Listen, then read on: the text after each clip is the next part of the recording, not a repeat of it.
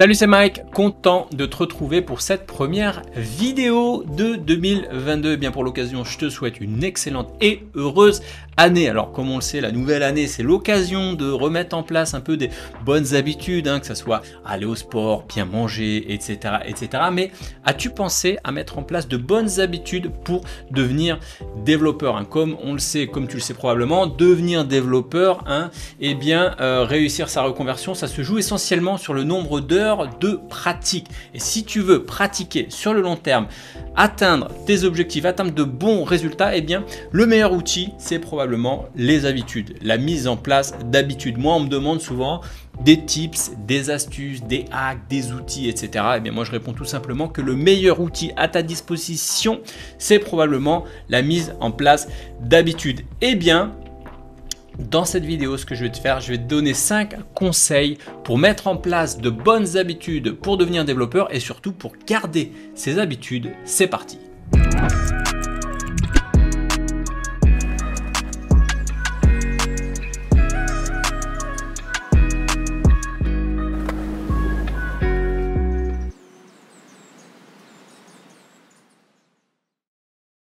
Alors juste avant de commencer, si tu ne me connais pas, je m'appelle Mike, je suis développeur full stack, freelance, digital nomade. Je suis surtout formateur et coach. J'aide les personnes à devenir développeurs et j'aide aussi les développeurs à se lancer en freelance. Donc n'hésite pas ici à t'abonner à la chaîne et activer la petite cloche de notification. Alors comme je te le disais, les habitudes, c'est probablement le meilleur outil à ta disposition pour devenir développeur. Alors qu'on soit clair, si aujourd'hui tu décides de devenir développeur et que tu passes 5 heures aujourd'hui pour devenir développeur, ça te rendra pas un bon, ça fera pas de toi plutôt un bon développeur. De la même manière, si tu passes 5 heures sur FIFA, Netflix ou autre chose ou je sais pas quoi, ça te fera pas de toi non plus un mauvais développeur. Ce qui compte vraiment, c'est la durée, c'est la répétition.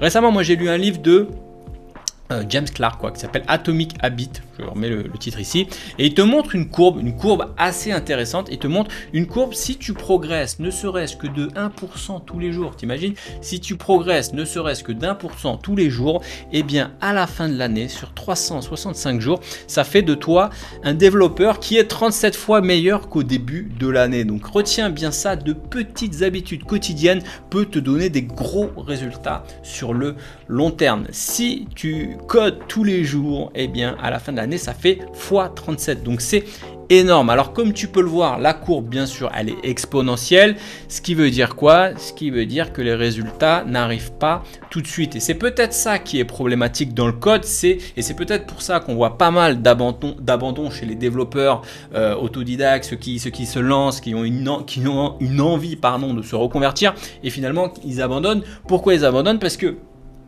en fait, tout le monde, on est tous un peu comme ça, on a une vision de l'apprentissage qui est un peu linéaire. Si je te remontrais une courbe, ça serait un apprentissage un peu linéaire comme ça. Sauf qu'en fait, comme je viens de te le montrer avant, on est plutôt sur une courbe d'apprentissage exponentielle. Ce qui veut dire que pendant une période, je ne sais pas si tu vois cette zone entre les deux, on est dans ce qu'on appelle la vallée de la déception. C'est quoi la vallée de la déception? C'est quand tu fournis des efforts et que tu n'as pas de résultat. Tu es peut-être déjà allé au sport, tu veux perdre un peu de gras, un peu de bide ou devenir musclé ou je sais pas quoi. Tu fais des efforts, tu fais du sport, tu vas pendant 1 mois, 2 mois, 3 mois, tu regardes la balance, ça n'a pas bougé et donc du coup tu es déçu. C'est exactement la même chose dans le code. D'ailleurs, j'aime bien sa comparaison. Il fait une comparaison avec un glaçon en fait. Il faut bien que tu imagines un glaçon. Un glaçon, c'est simple, ça fond à partir de 0 degré. Ça veut dire que de base, le glaçon, il est peut-être à -7, -6, je ne sais pas à quelle température est le glaçon. Mais les habitudes, c'est ça. C'est comme frotter le glaçon. Tous les jours, tu frottes un petit peu le glaçon comme ça. Et donc, le glaçon, il se réchauffe. -6 degrés, -5 degrés, -4 degrés, -2 degrés. Tu vois. Et donc, les habitudes comme ça, tu vois pas de résultat puisque tu vois pas le glaçon qui fond. Tu vois. Mais les habitudes, tu réchauffes petit à petit le glaçon. Il ne se passe rien et la plupart des gens sont prêts à abandonner, sauf qu'il y a un point de rupture, c'est quand le glaçon atteint 0 degré, donc ça arrive au bout d'un moment, là tu vois le glaçon fondre, en gros c'est là que tu as les résultats. C'est pareil avec le code, moi je vois trop de personnes qui apprennent le code. En gros, il réchauffe le glaçon, il s'approche de 0 petit à petit, sauf qu'au moment où peut-être ils vont atteindre le 0, ils abandonnent. Ils abandonnent avant finalement d'avoir vu les résultats. Ils abandonnent finalement avant en fait d'avoir fondu le glaçon. Alors maintenant, comment faire pour tenir de bonnes habitudes de développeur? Alors moi, je vais te donner 5 conseils pour tenir de bonnes habitudes de développeur. Reste jusqu'à la fin, je te donnerai 2 petits conseils bonus, plutôt pour les développeurs un peu plus expérimentés, mais ça peut aussi t'intéresser. D'ailleurs, c'est quoi une bonne habitude de développeur? Peut-être commencer par là. Pour moi, une bonne habitude de développeur, c'est quoi? C'est coder. On oublie, excuse-moi du terme, la branlette intellectuelle sur n'importe quel sujet. Il faut coder. C'est ça, mettre en place de bonnes habitudes, c'est d'aller coder. Alors le premier conseil que je vais te donner, c'est de te concentrer sur l'identité. Ça, c'est hyper important, se concentrer sur l'identité. Ne te concentre pas sur les résultats, sinon eh bien, tu vas perdre la motivation, un peu comme l'histoire du glaçon. Si tu te concentres sur le résultat, c'est-à-dire tu veux voir le glaçon fondre, mais ils ne font pas, eh bien, tu vas perdre la motivation. Concentre-toi sur l'identité. Tu dois te concentrer sur le type de personne que tu veux devenir et non sur le résultat. Exemple concret, tu veux devenir sportif, un sportif, ne te concentre pas sur le fait d'avoir des muscles ou je sais pas quoi, concentre-toi sur l'identité d'un sportif. Un sportif, ça va à la gym tous les jours, toutes les semaines, peut-être 2-3 fois par semaine, peu importe, mais régulièrement, ça va à la gym, au sport, quoi. Ça, c'est la première chose. Tu veux être un surfeur? Un surfeur, peut-être que ça va au surf tous les jours, moi j'en sais rien. Tu veux devenir développeur? Eh bien, adopte d'abord une identité de développeur. Et un développeur, ça code tous les jours, ou presque, peut-être pas les week-ends, etc. Mais un développeur, ça code tous les jours. Alors pourquoi je te dis ça? Tout simplement pour ancrer l'habitude, pour qu'elle devienne automatique. Tu dois la répéter. Si tu veux ancrer une habitude, si tu veux qu'elle devienne automatique, tu dois la répéter. On dit qu'en moyenne, il faut entre 21 et 30 jours. Donc c'est ça le point important. Et je vais même te dire, si tu te concentres plus sur ancrer l'habitude que le résultat, eh bien ce qui est cool, c'est qu'en fait c'est simple. Parce que par exemple, si tu veux devenir être en bonne santé, aller au sport et tout, aller à la salle, eh bien au lieu de te concentrer sur les résultats, t'as qu'à aller à la salle 5 minutes par jour et ça suffit. Donc du coup, ça simplifie le problème. Dans le livre d'ailleurs, il parle d'une personne qui a perdu 80 kilos comme ça. Parce que en allant 5 minutes à la gym par jour. Comment il a fait? Au début, il ne s'est pas concentré sur les résultats. Il s'est dit, bon, je vais à la gym 5 minutes par jour. Et bien sur la durée, il a ancré l'habitude. Et puis après, il a augmenté petit à petit. Et il a perdu 80 kilos.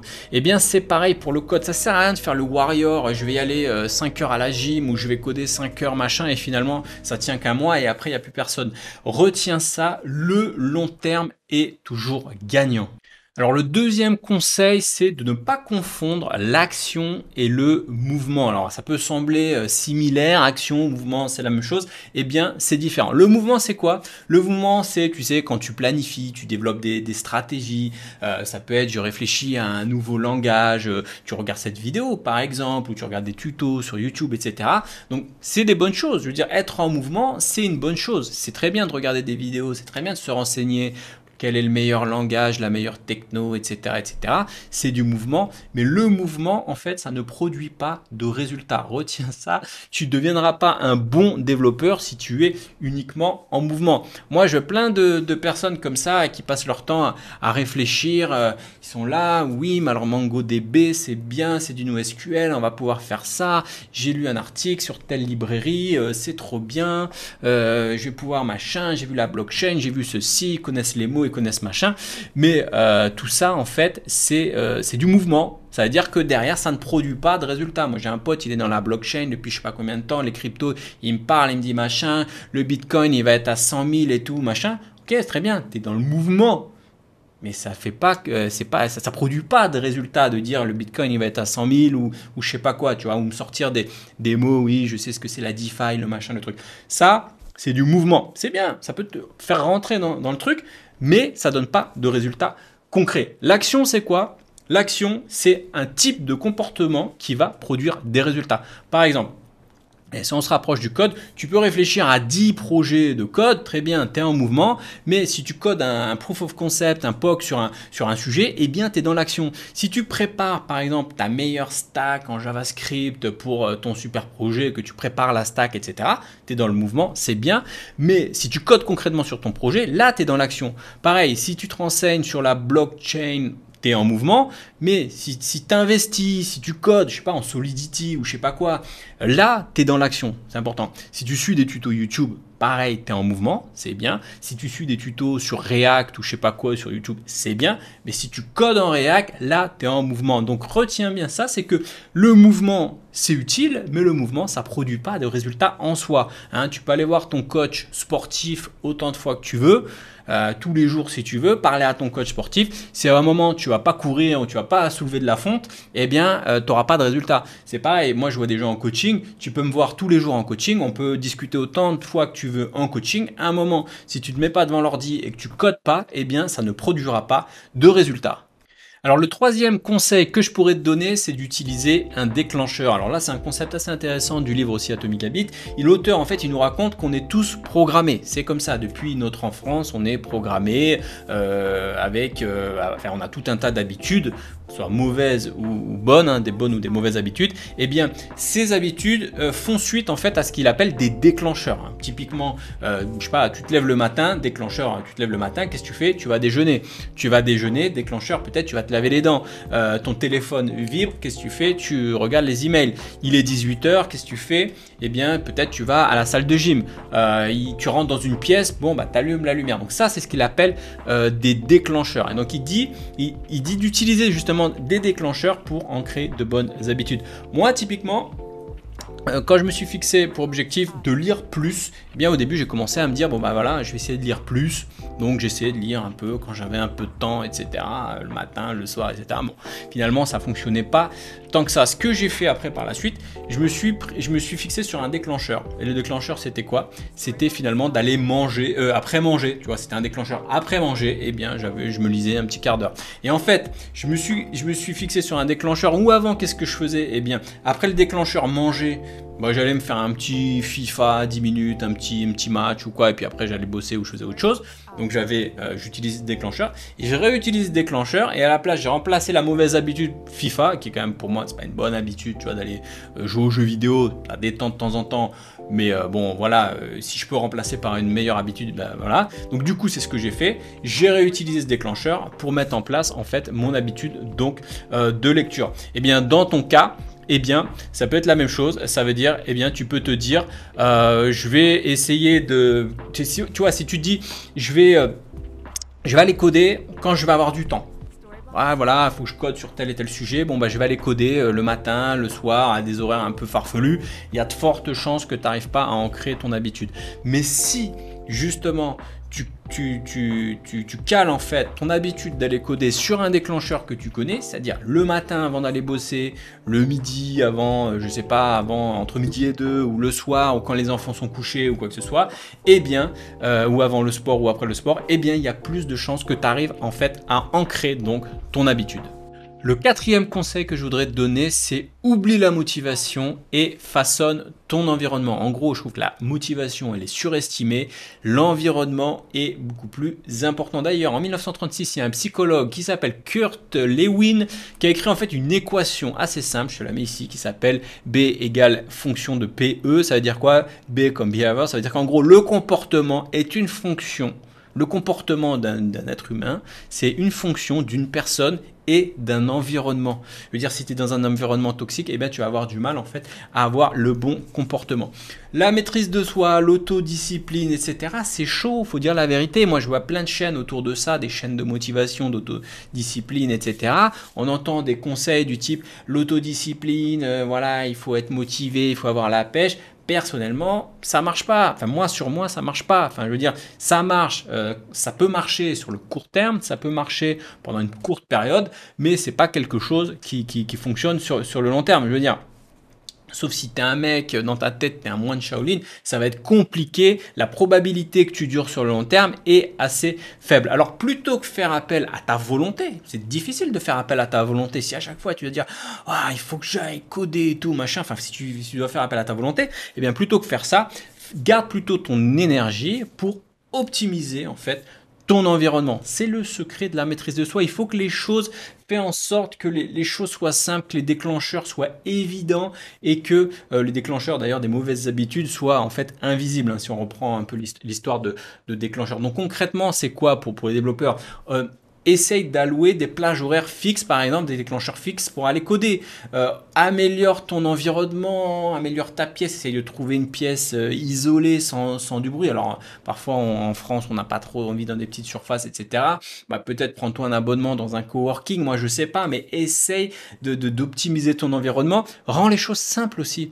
Moi, j'avais l'exemple de quelqu'un qui me disait, bah voilà, j'ai mon ordinateur, mais je prête l'écran, donc on doit changer l'écran avec ma compagne, etc. Mais ça c'est un bordel, tu vois. Il faut que ce soit simple, qu'il n'y ait pas de câble à brancher, de trucs compliqués, de machin. Il faut que tout soit simple. Tu démarres, tu lèves l'ordi, ça fonctionne. Il faut que ton projet démarre tout le temps, il compile tout le temps, que tu aies les accès guides tout le temps. Il faut que tout fonctionne tout le temps simplement. Si tu es à cheval sur deux machines et que chaque fois que tu veux démarrer le projet, ça compile plus ou tu n'avais pas mis le truc, enfin, voilà, ça va être le bordel. Il faut que tu simplifies les choses. Il faut que, en gros, tu soulèves l'écran, le capot de ton ordinateur si tu es sur un portable ou peu importe, tu allumes ton ordinateur. Tu as Visual Studio Code ou peu importe ton IDE sur ta machine, sur ton bureau. Tu cliques, ça s'ouvre, ça démarre et ça fonctionne le plus simplement possible. Tu dois réduire en fait au maximum les frictions. Donc, pour résumer, ne te base pas sur la motivation et optimise plutôt ton environnement pour te simplifier le passage à l'action. Le cinquième conseil que je pourrais te donner, c'est ne brise pas la séquence.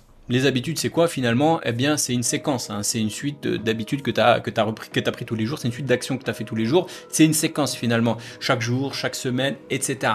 Donc moi personnellement, toutes les fois où j'ai brisé cette séquence, j'ai quasiment abandonné. Le plus gros échec de ma vie peut-être, c'est quand j'ai arrêté de fumer, il y a plus de 10 ans maintenant. Eh bien la première fois où j'ai arrêté de fumer, j'ai fait le plus dur en gros, j'avais tenu un mois. Tous les fumeurs le savent, tous ceux qui ont arrêté de fumer le savent. Le premier mois, c'est le plus hardcore, il est violent, c'est dur, c'est la merde, tout ce que tu veux. Et j'ai fait l'erreur de refumer une seule fois, de briser la chaîne. Et bien, une fois que je me suis mis à refumer une seule fois, en soirée, une petite clope, une petite date, et là, je suis redevenu fumeur, j'ai complètement abandonné. Ça m'a servi de leçon, puisque j'ai réessayé peut-être 6 mois plus tard, et maintenant, ça fait plus de 10 ans que je ne fume plus, mais je n'ai jamais brisé la séquence, et je sais que je ne la briserai plus jamais. Eh bien c'est parey pour toi, c'est pareil dans plein de domaines. Pour le sport c'est pareil. À l'époque aussi j'allais courir sur les quais de Seine et tout machin, j'y allais tous les samedis. Alors tant que la séquence était bien suivie, tout allait bien. Et à partir du moment où je brisais la séquence, j'ai raté une fois, puis j'ai raté une deuxième. Et en gros, après au bout d'un moment, tu lâches l'affaire. Eh bien retiens ça, tu dois ne jamais briser la séquence. Parce que quand tu te mets à abandonner une fois, il y a plus de chances que ça se produise une deuxième fois, puis une troisième fois, et puis après on abandonne.